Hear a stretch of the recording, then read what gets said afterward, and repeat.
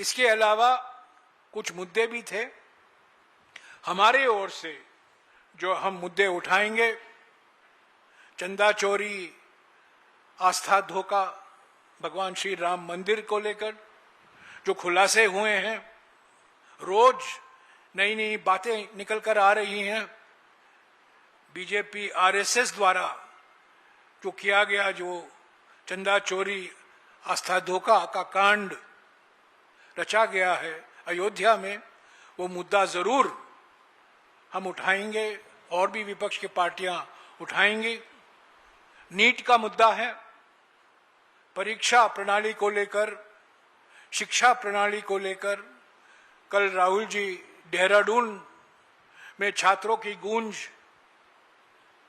की दूसरी जो पब्लिक मीटिंग है, इंटरैक्शन है, छात्रों के साथ संपर्क में रहेंगे, बातचीत होगी।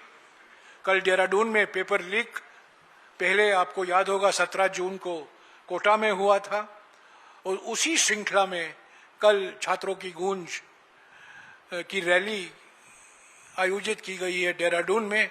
तो ये दूसरा मुद्दा है। तीसरा, आप जानते हैं E20 घोटाला, जिसमें कई बीजेपी के वरिष्ठ नेता और उनके सुपुत्र भी शामिल हैं। तो E20 घोटाले पर हम चर्चा जरूर मांगेंगे।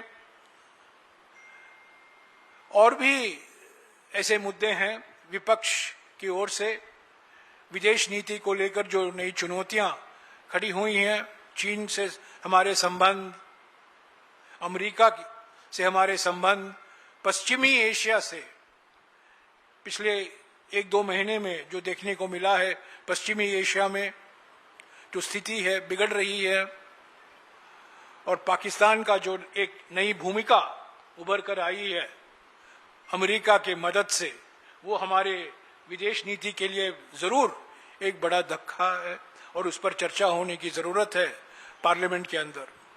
तो ऐसे कई मुद्दे हैं, और भी मुद्दे हैं, हम उठाएंगे।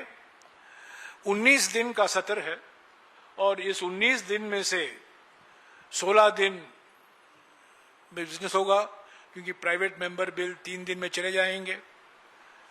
तो 16 दिन में विधेयक पारित होना है। जो विपक्ष मुद्दे उठाते हैं उस पर चर्चा होनी है। और हमारा अनुभव ये रहा है कि सरकार सर्वदलीय बैठक में तो मान लेती है कि आपके मुद्दों को हम प्राथमिकता देंगे, चर्चा कराएंगे, पर हमारा अनुभव रहा है कि सत्र में सिर्फ विधेयक पास होते हैं, चर्चा नहीं होती है। विपक्ष के उठाए हुए मुद्दे पर चर्चा कभी होता नहीं है। हालांकि बोलते हैं, पर बोलनी और कथनी में जमीन आसमान का फर्क है।